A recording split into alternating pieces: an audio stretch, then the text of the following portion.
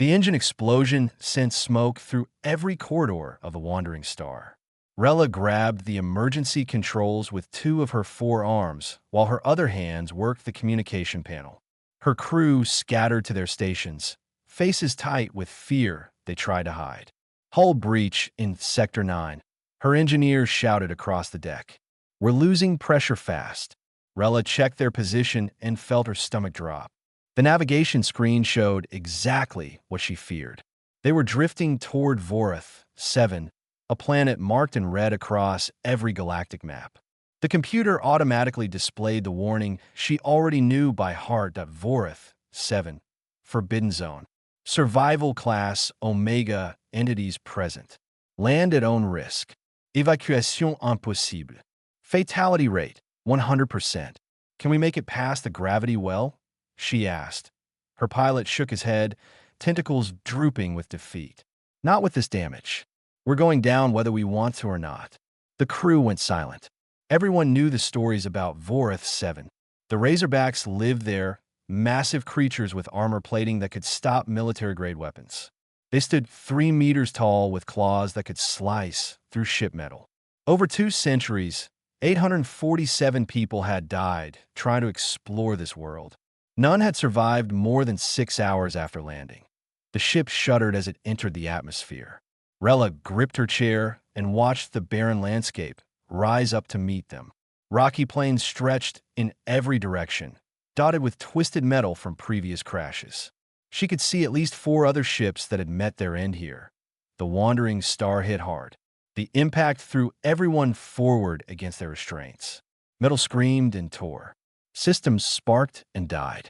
When everything finally stopped moving, Rella took stock of her crew. 12 people, all alive but trapped on a death world with no way off. "Seal all exterior doors," she ordered.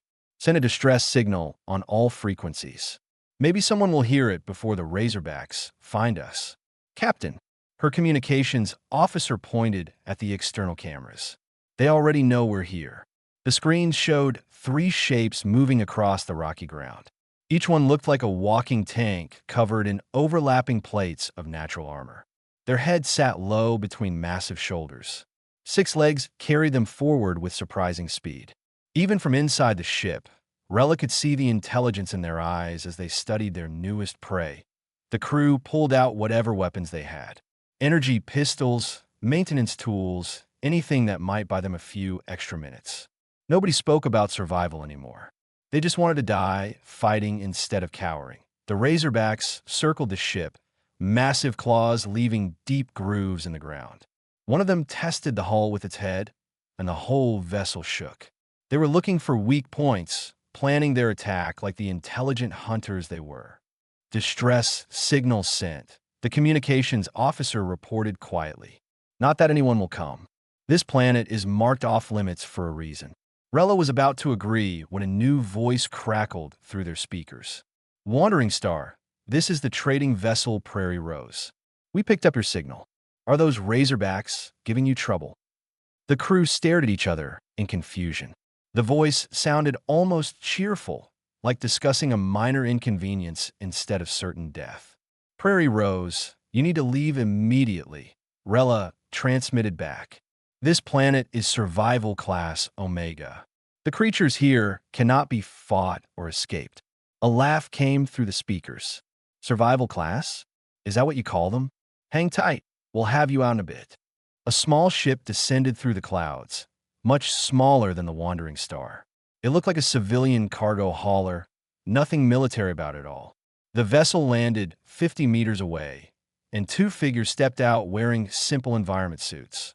Through the cameras, Rella watched in disbelief as the 2 humans walked toward the Razorbacks, carrying what looked like primitive projectile weapons and long poles with loops on the end. The Razorbacks turned their attention from the crashed ship to these new arrivals.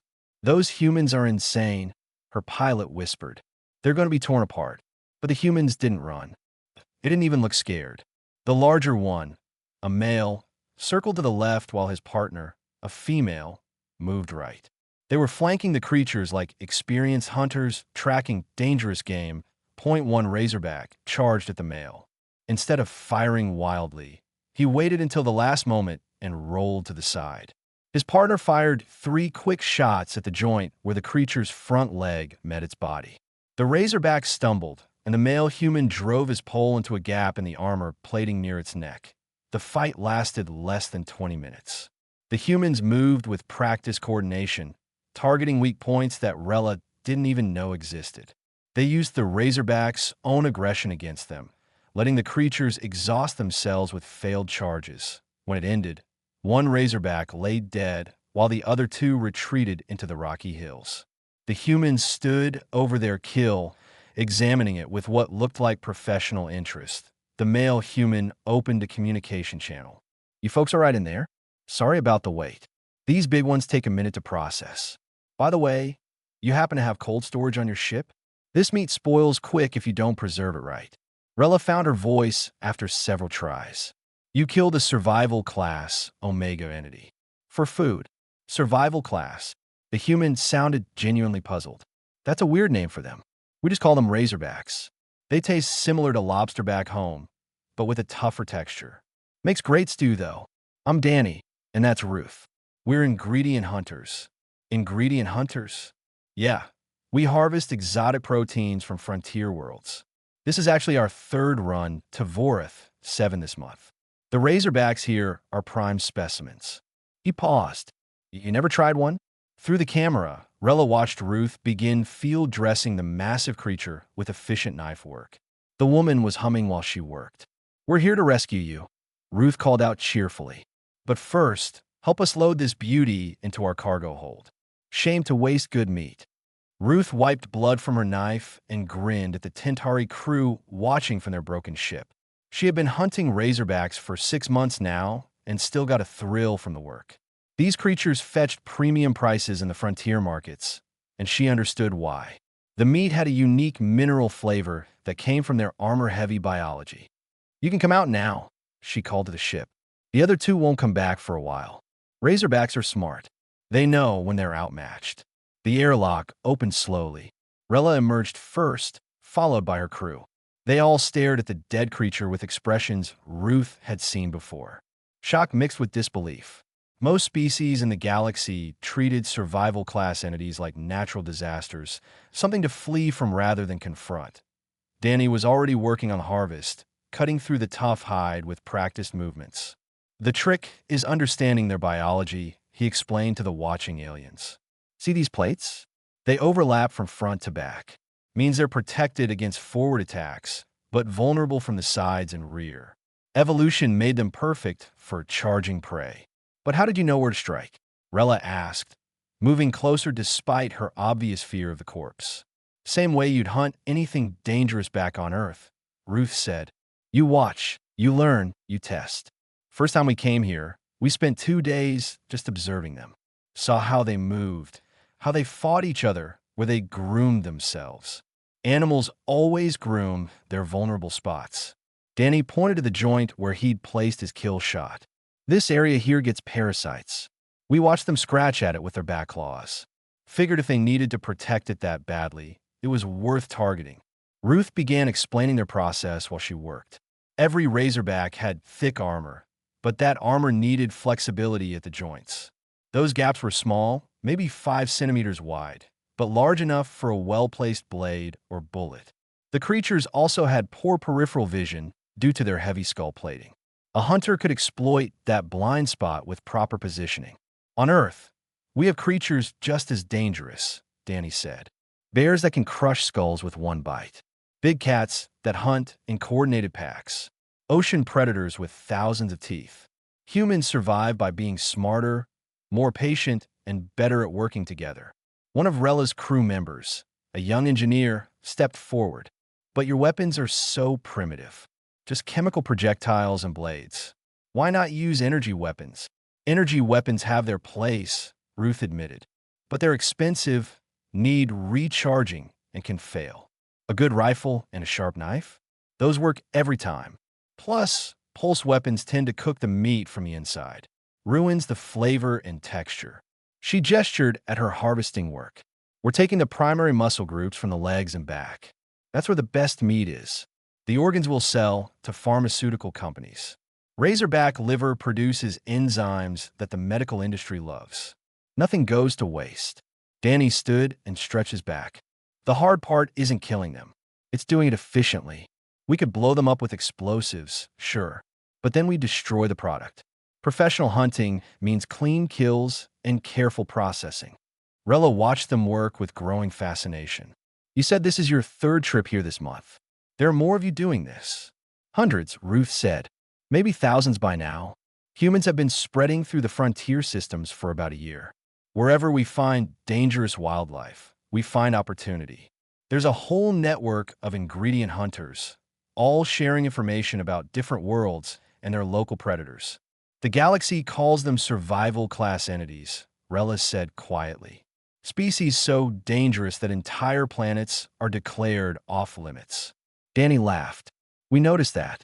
Funny thing is, most of them aren't really that dangerous if you know what you're doing. They're just animals following their instincts. Hungry predators looking for easy meals. Soon as you stop acting like prey and start acting like competition, their whole calculus changes. Ruth finished wrapping a massive section of meat in preservation sheets. Help me get this to the cargo hold, and I'll show you something interesting.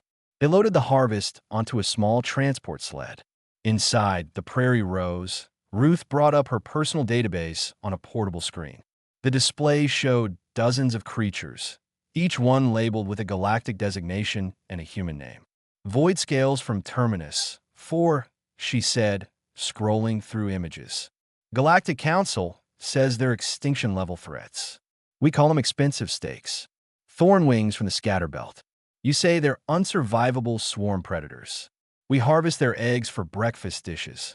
Each entry included detailed notes about hunting strategies, weak points, processing methods, and recipe suggestions.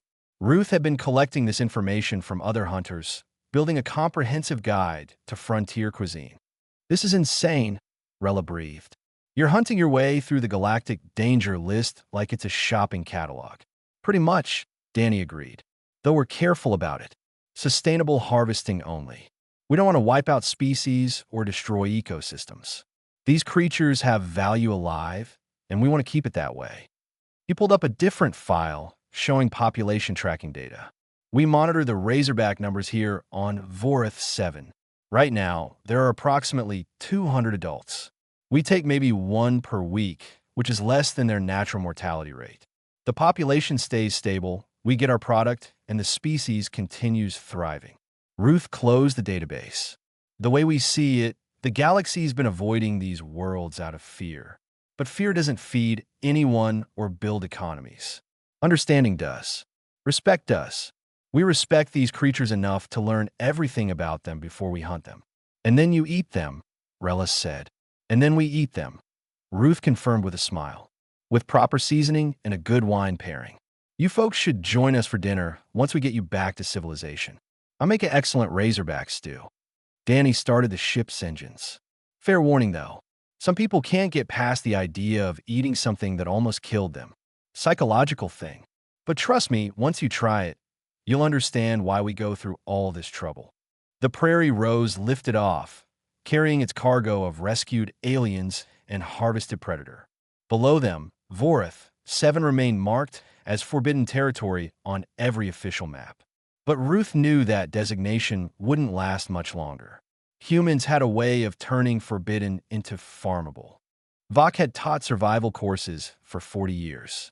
His students came from 200 different species, all learning the same fundamental truth.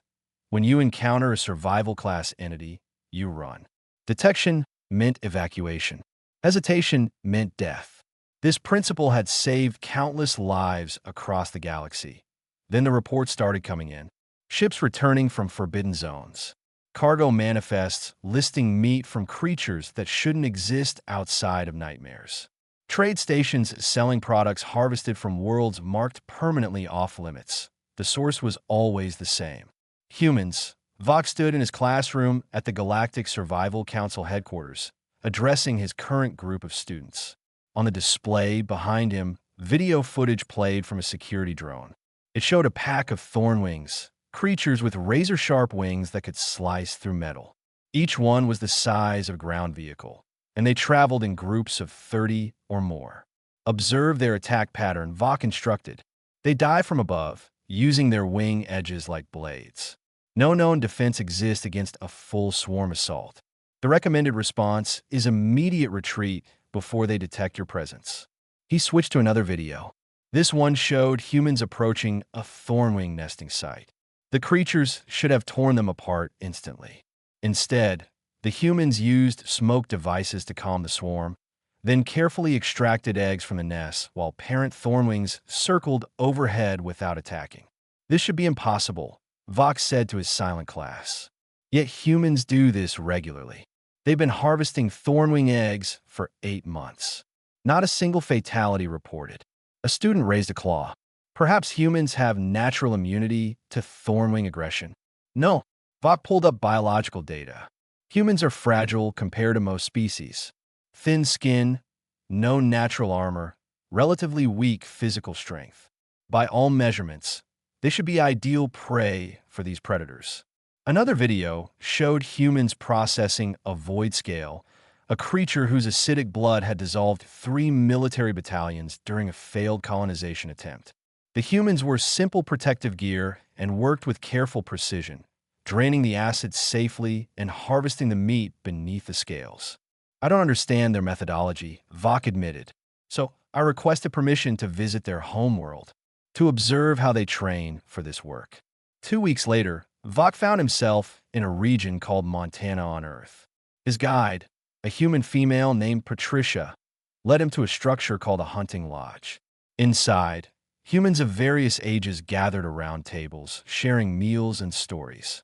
This is where we teach the next generation, Patricia explained. Hunting isn't just about killing. It's about understanding ecosystems, respecting wildlife, and using resources sustainably. She introduced him to an elderly human woman named Grace.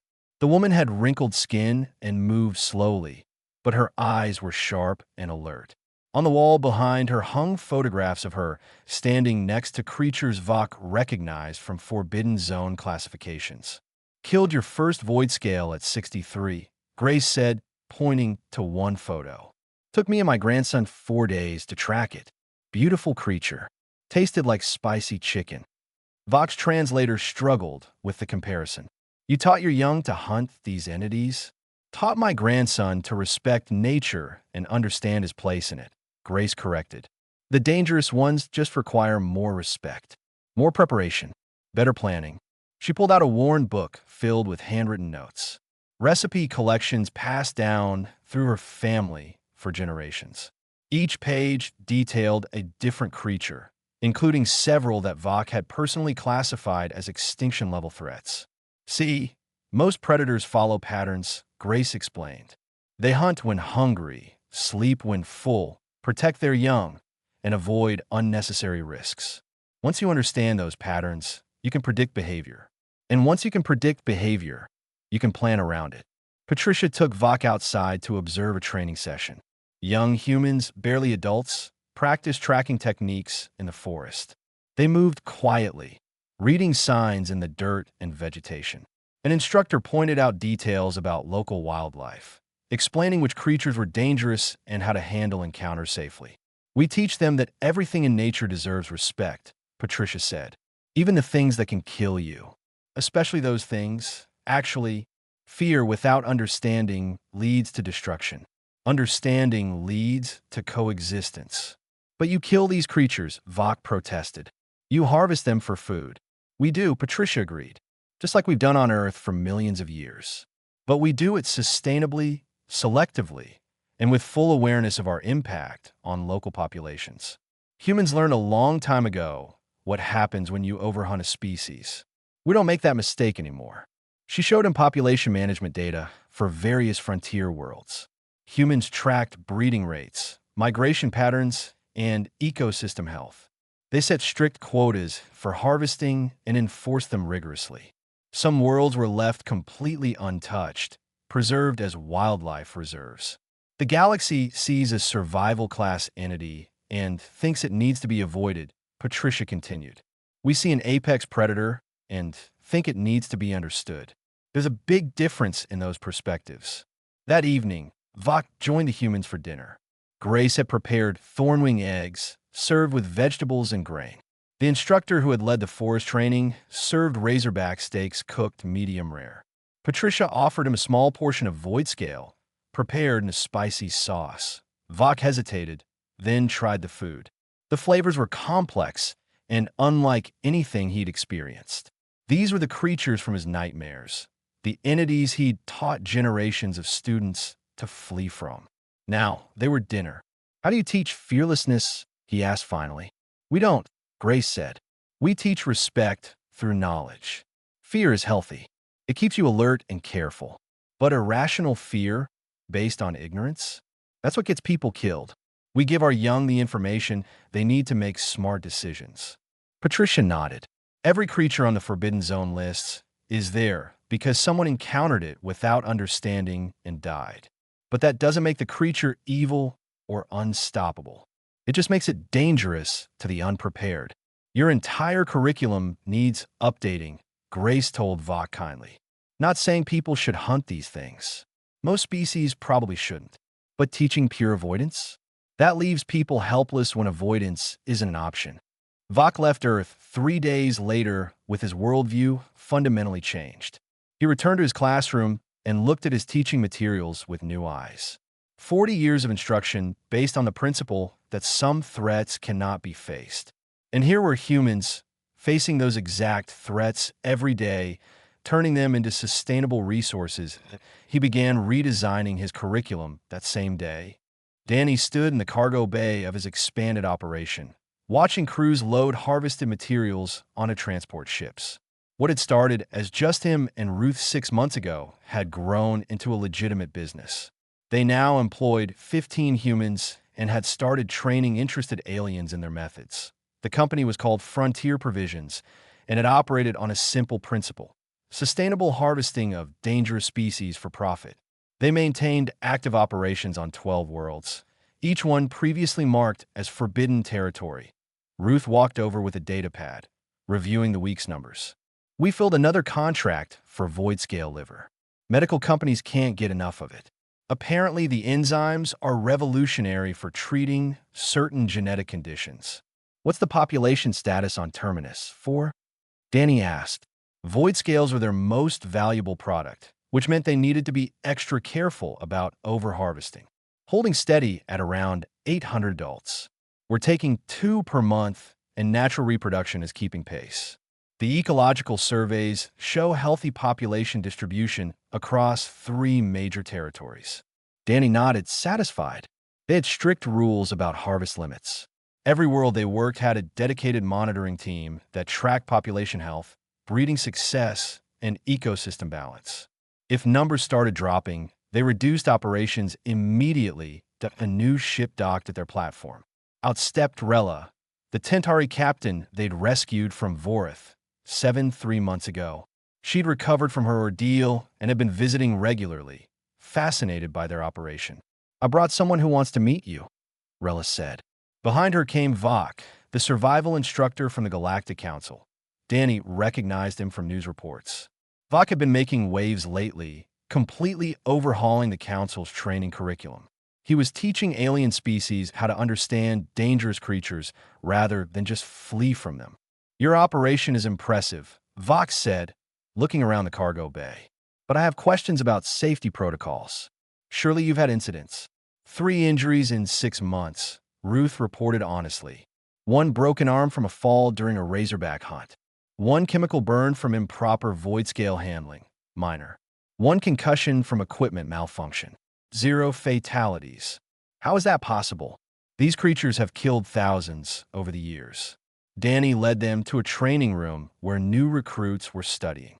"Because we don't send anyone into the field until they're ready. See that group?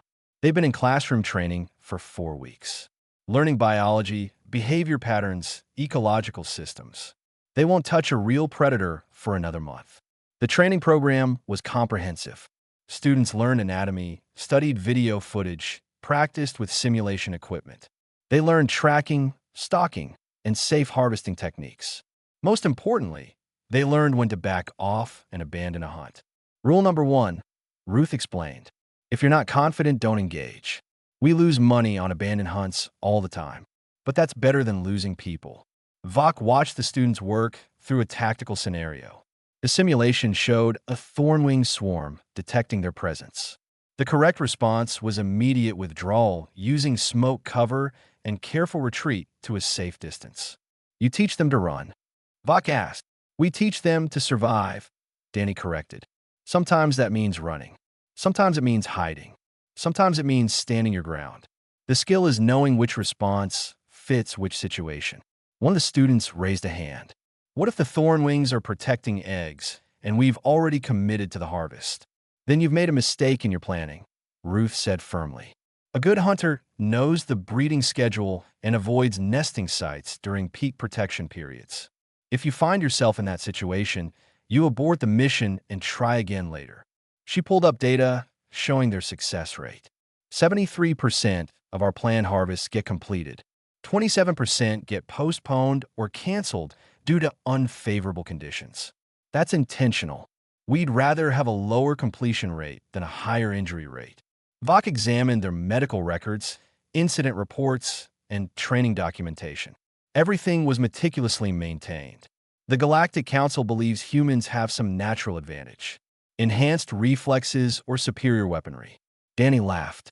Our reflexes are average compared to most species. Our weapons are basic. What we have is experience. Humans spent millions of years learning to hunt dangerous animals. That knowledge got passed down through generations, refined and improved. It's cultural, Ruth added.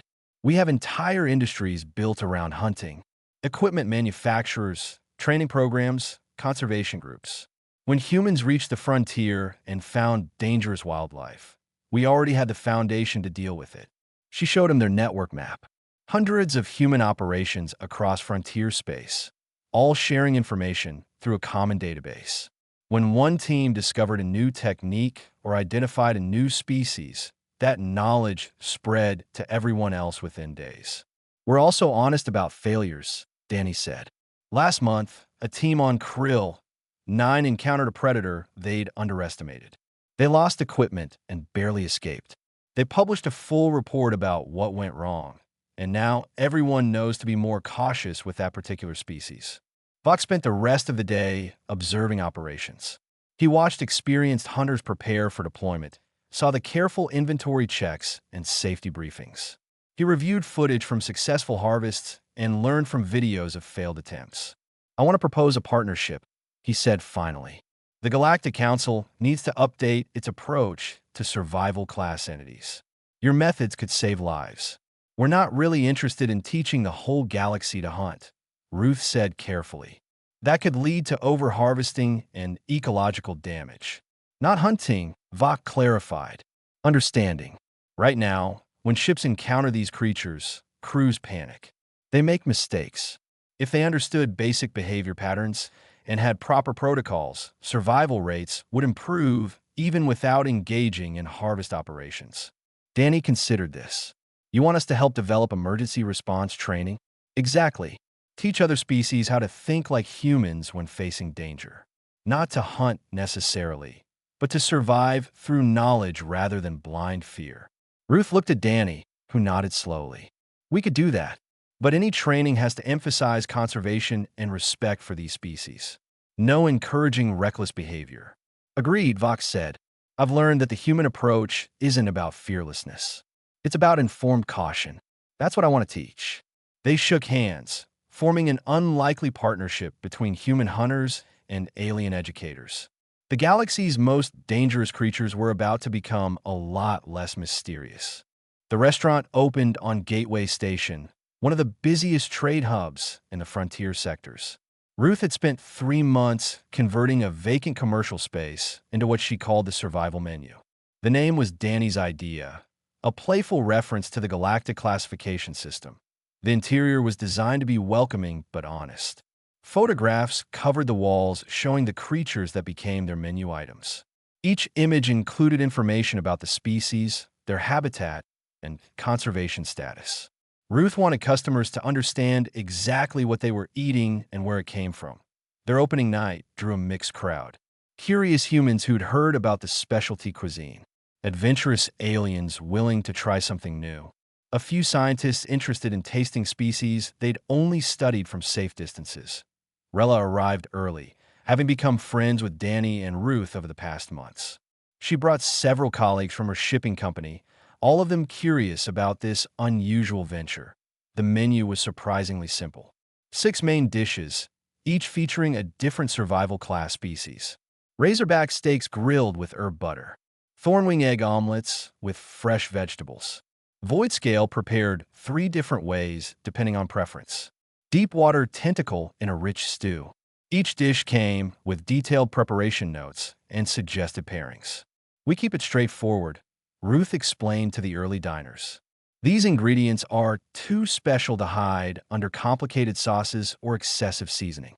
We want you to taste what makes each one unique. A Tentari businessman studied the menu nervously. I've seen video footage of void scales dissolving military equipment. Now you're suggesting I eat one? The acidic compounds are in the blood and defensive glands, Ruth assured him. The muscle tissue is completely safe once properly prepared. It's actually very mild, similar to white fish back on Earth. She brought out a sample plate for the table. Small portions of each dish, arranged to showcase the different textures and colors. The Razorback had a deep red color and firm texture.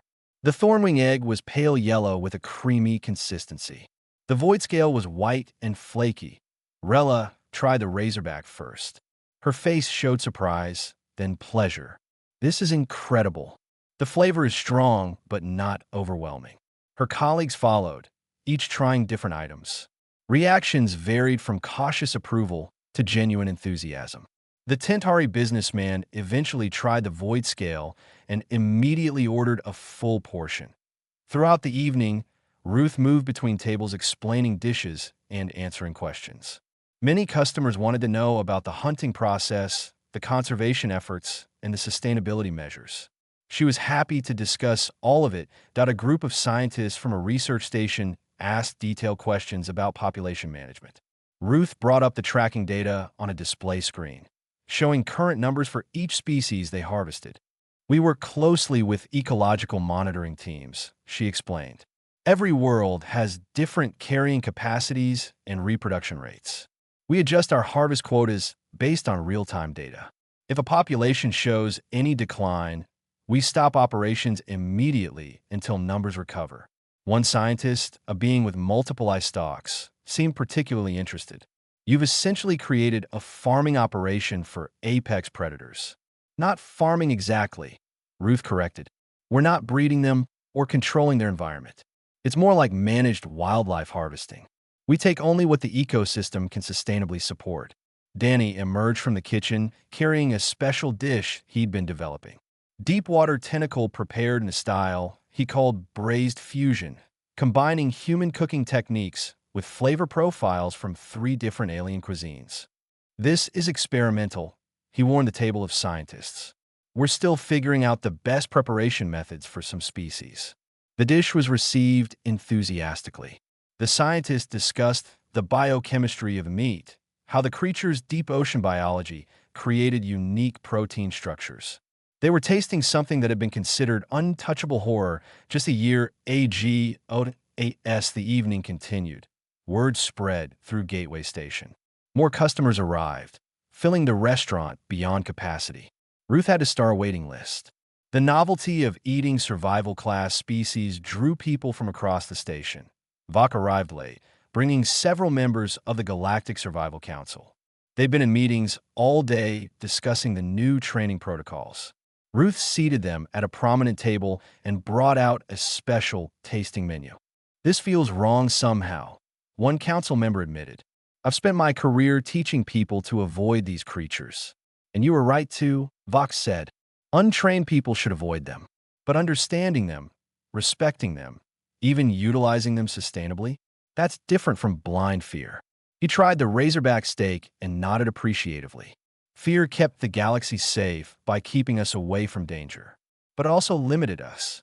These worlds, these resources, they were completely off limits because we couldn't conceive of safely interacting with their ecosystems. Another council member tried the thornwing egg. Humans changed that perspective. They showed us that dangerous doesn't mean impossible. The evening stretched late into the station's night cycle. Ruth eventually had to close the doors, promising the waiting crowd they'd reopen tomorrow. Inside, the last customers finished their meals while discussing their experience. A young human couple on their first frontier posting tried to decide between dishes. "I never thought I'd be eating something classified as extinction-level threat," the woman said. "That classification is being reconsidered," Vok told them from the next table. "The council is developing a new system, one that acknowledges danger while recognizing the possibility of sustainable interaction." Danny cleared plates from nearby tables, listening to conversations with satisfaction. 6 months ago, he and Ruth had been small-time ingredient hunters working out of a cramped cargo ship. Now they'd helped shift how the entire galaxy viewed dangerous species.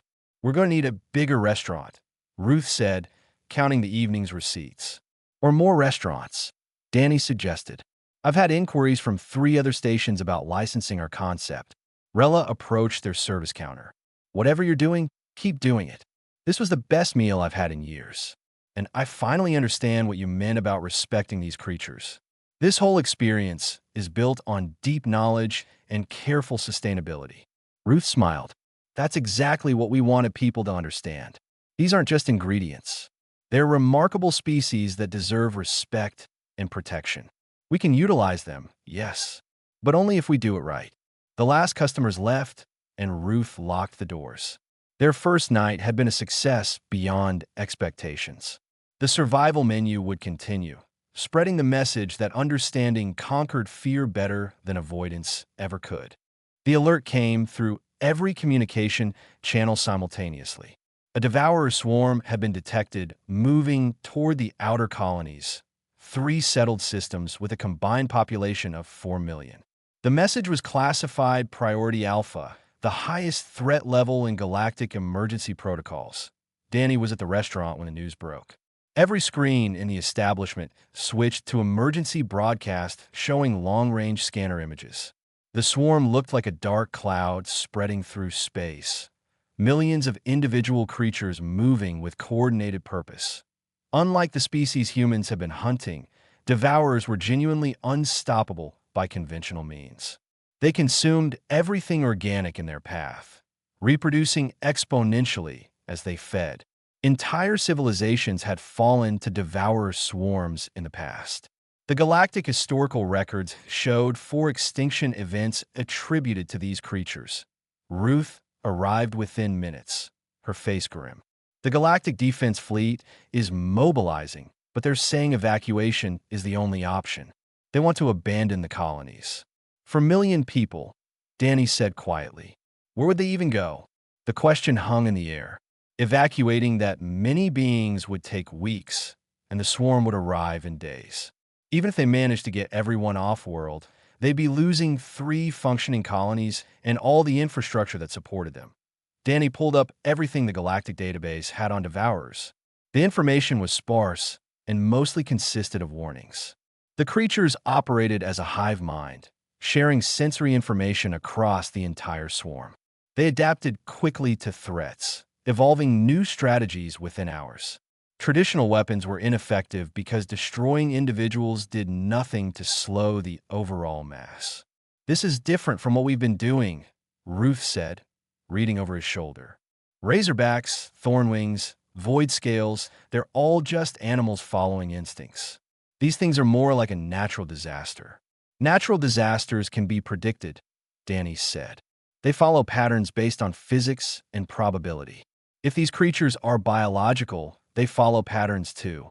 He started pulling data from every devourer encounter in recorded history.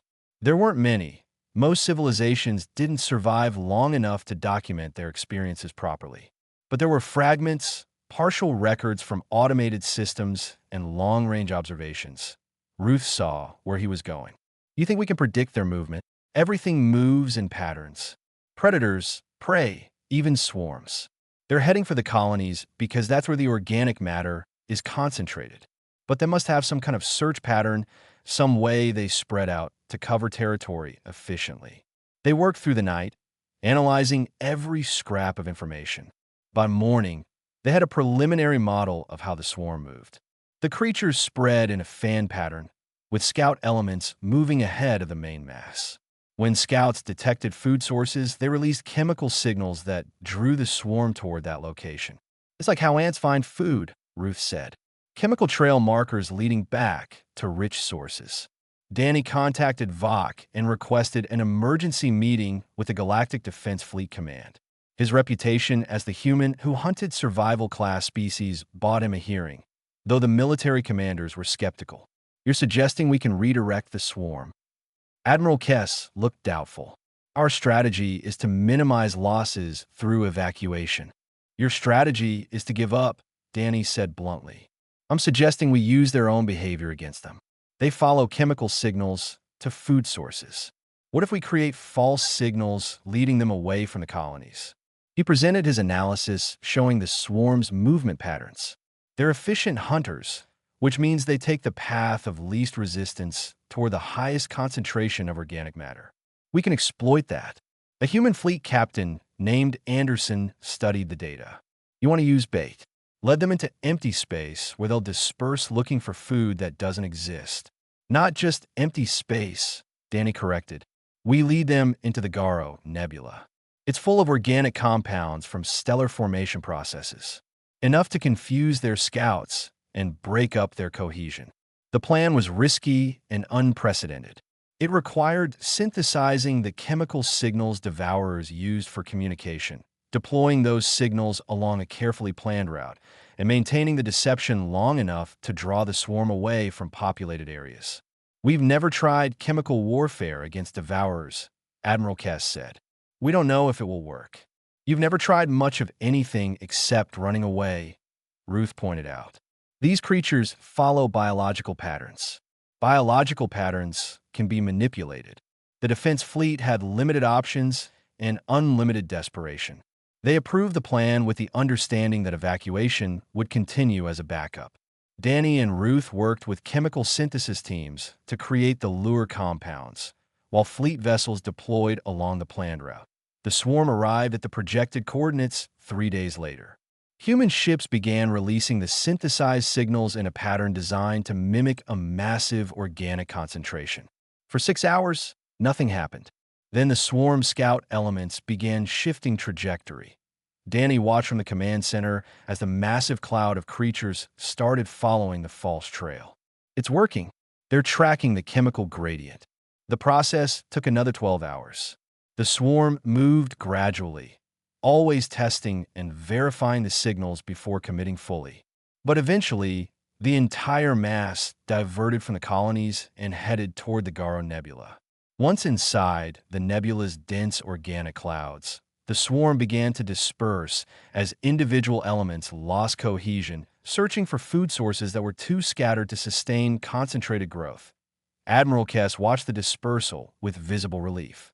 "The colonies are safe. The swarm is breaking apart. For now," Danny cautioned.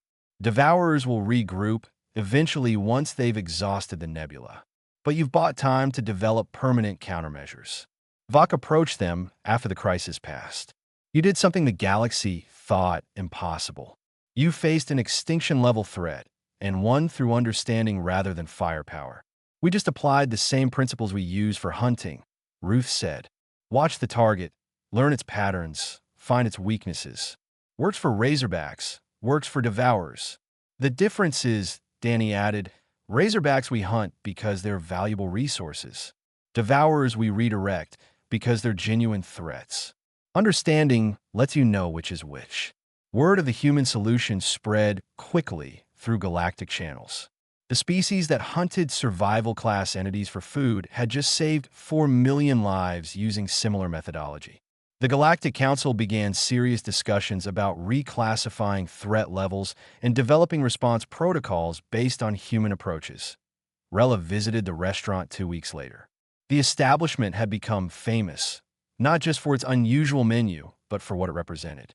A philosophy of understanding over fear, knowledge over panic. "You change how the galaxy thinks about danger," she told Ruth while sampling a new dish. Ruth shrugged. We just showed people that scary and impossible aren't the same thing. Most creatures follow understandable patterns, even the truly dangerous ones. You just need the patience to learn those patterns and the wisdom to know when to hunt and when to redirect. Danny joined them with a glass of wine. The real lesson is simpler than that. Respect everything that can kill you, but don't let fear stop you from trying to understand it. Understanding is how you survive. Outside the restaurant's windows, Gateway Station bustled with normal commerce and life. Ships came and went, carrying goods and people across a galaxy that seemed a little less frightening than it had been a year ago. Somewhere on Forbidden Worlds, Razorbacks and Thornwings and Void Scales continued their lives. Unaware, they'd become ingredients in a larger recipe for galactic cooperation and courage.